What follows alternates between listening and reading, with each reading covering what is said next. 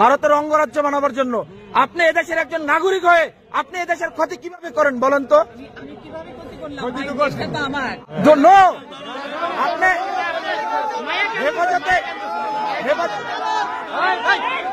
মতন কিছু চাটুকার সাংবাদিকদের ভূমিকার কারণে সাগরণী হত্যা হয়েছে।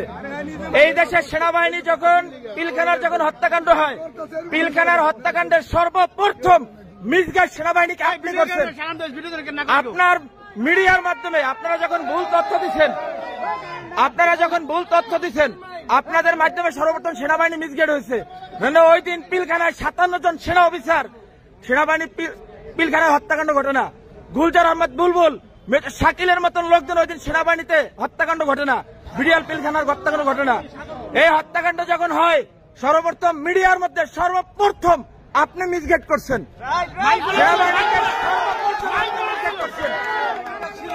এই দেশে 52,000 রয়েল সদস্য, এর ভিতরে আপনি একজন। এই দেশকে আপনারা ভারতের অঙ্গরাজ্য বানাবার জন্য যা করাবার তাই করছেন, ঠিক আছে?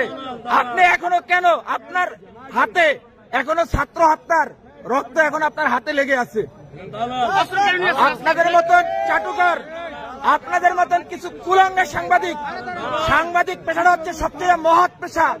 সত্যের উন্মোচন তারাই করে, কিন্তু আপনারা সত্যটারে মিথ্যা বানাইয়া এই দেশটাকে একটা কিসিম ভুটানের মতন আপনারা অন্ধকার জগতে বানাই ফেলাইছেন ভারতের অঙ্গরাজ্য বানাবার জন্য।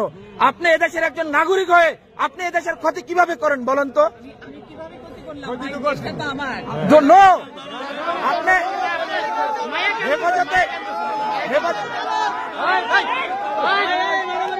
হেফাজতে ইসলামকে আপনারা কিভাবে ধ্বংস করে দিচ্ছেন বলেন?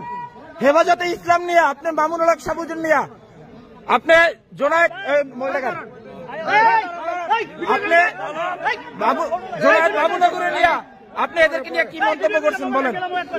এই দেশে হেফাজতে ইসলাম নিয়ে আপনার মন্তব্যগুলো কি? আমরা আপনার সমস্ত কিছু দেখছেন।